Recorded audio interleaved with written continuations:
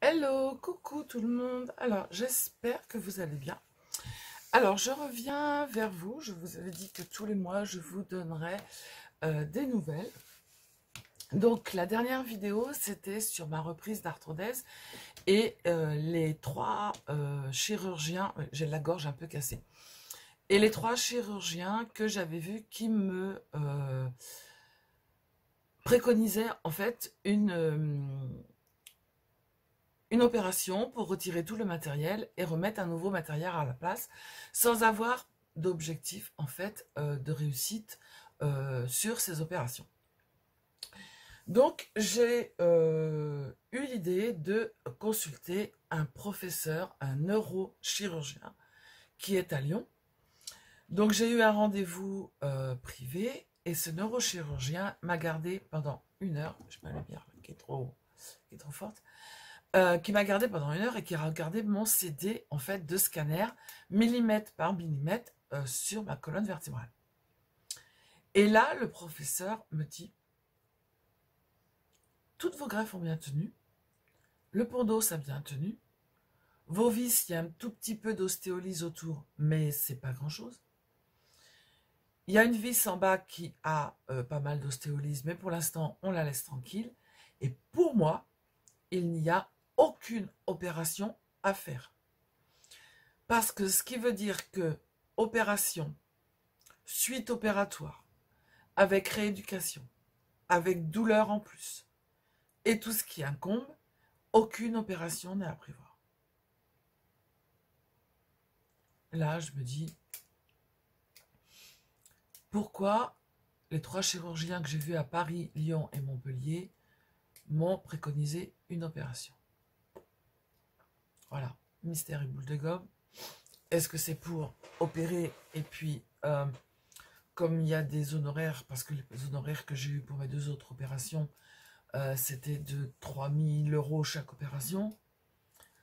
Je ne sais pas, j'en sais rien. Donc, le neurochirurgien m'a donné des patchs Versatis. C'est des patchs, en fait, les patchs Versatis, ce sont des patchs que vous posez où vous avez vos douleurs. Dedans, il y a des opiacés, c'est un mélange en fait avec morphine, etc. Vous les gardez pendant 12 heures, pendant 12 jours. Vous les changez bien évidemment. Pendant 12 heures, vous le mettez et 12 heures après, vous remettez et ainsi de suite pendant 12 jours. Et ensuite, après, vous diminuez jusqu'à temps que j'ai un rendez-vous, un nouveau scanner dans son service, une nouvelle radio dans son service et un rendez-vous avec un professeur qui s'occupe de tout ce qui est douleur. Pour voir si c'est possible de me poser un neurostimulateur. Alors un neurostimulateur, je vais pas donner de choses médicales, je vais vous dire exactement avec mes mots à moi, ce qui est plus pratique pour moi, et je pense que pour vous, tout ce qui est terme médical et tout ça, on s'en fiche complètement. C'est nos mots à nous qui font que on va comprendre à quoi sert ce matériel. En fait, on va vous poser sur la moelle épinière comme un petit aimant. Alors, c'est un aimant, mais c'est pas un aimant, c'est comme un petit aimant en fait. On va vous le régler. Ensuite, après, on va refermer.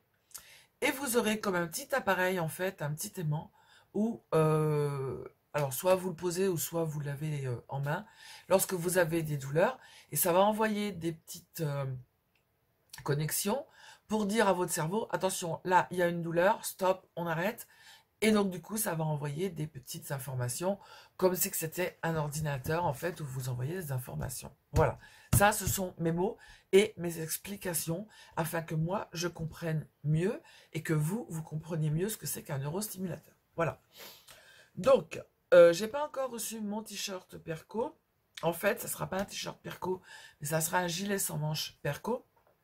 Normalement, j'ai dû le recevoir, mais il est à la poste. Mon mari est parti le chercher.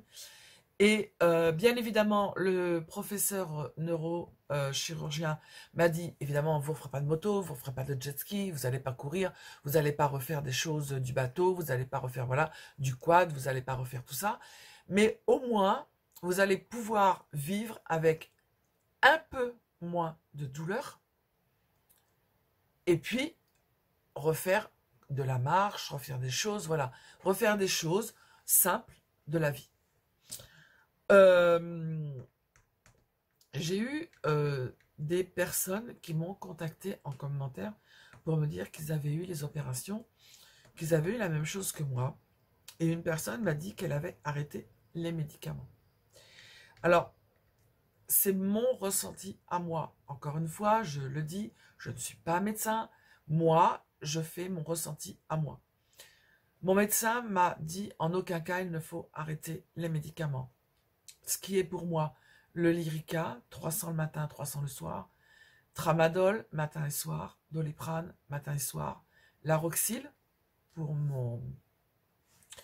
ma jambe, et puis j'ai un Semesta ou Trimesta ou je sais plus le soir. Mais en aucun cas, moi j'ai fait l'essai d'arrêter les médicaments, les douleurs reviennent, et quand on a des douleurs qui sont très fortes, le moral est complètement HS. Donc moi, je me dis, je préfère prendre des médicaments, avoir des douleurs un peu moins, parce que ça ne vous retire pas des douleurs. Il y a des moments où vous avez des douleurs plus. Et avoir des douleurs un peu moins, mais je garde mes médicaments le temps que l'on trouve quelque chose. Voilà. Vivre avec des douleurs, c'est horrible, parce qu'on ne sait pas quoi faire. La personne qui est à côté de vous ne sait pas quoi faire. Mon mari, là, est suivi par mon médecin traitant pour parler, parce que comme je vous disais dans la dernière vidéo, il est en colère, on est très fusionnel, on a toujours travaillé et on a été H24 ensemble. Et quand la personne est à côté, elle est complètement désarmée et elle ne sait pas quoi faire. Voilà. Donc pour ça, moi je dis que le compagnon doit être suivi également. La douleur, c'est un handicap. Et il n'y a rien pour les atténuer. Voilà. Donc, j'attends le rendez-vous de mon scanner. J'attends le rendez-vous avec le professeur qui va s'occuper de moi au centre antidouleur à Lyon. Et je vous redirai exactement ce qui va se passer et comment ça va se faire. Et la suite, qui j'espère va être plus heureuse qu'elle ne l'a été depuis 2017. Voilà.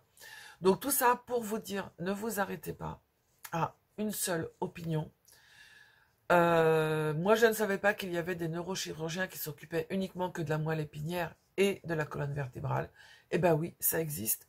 Donc regardez si chez vous, vous avez des neurochirurgiens. Prenez rendez-vous. N'hésitez pas à aller le voir et à avoir un autre avis qu'un chirurgien orthopédiste. Parce que les chirurgiens orthopédistes, ils opèrent le bras, la jambe, la colonne vertébrale, etc. etc. Voilà. Donc, je le redis encore une fois, je ne suis pas là pour taper sur Pierre, Paul, Jacques. Je ne suis pas là pour me plaindre. Je ne suis pas là pour recevoir des messages complètement idiots parce que moi, voilà, ça me saoule. Je suis là pour aider les gens qui sont dans le même cas que moi. Si je peux leur apporter un petit peu de mon vécu, en fait, voilà, parce que comme je redis encore, sur Internet, on vous parle uniquement que de l'opération, et ce sont des spécialistes qui vous parlent de cette opération, mais on ne vous parle pas de ce qu'il y a après, on vous parle de la rééducation, on vous parle de tout ça, mais on ne vous parle pas des problèmes qu'on peut avoir après, voilà. Donc moi, je suis là uniquement pour vous parler de mon cas, des problèmes que j'ai eu après mes arthrodèses, et ce qui va se passer, et ce que je vis en ce moment, voilà.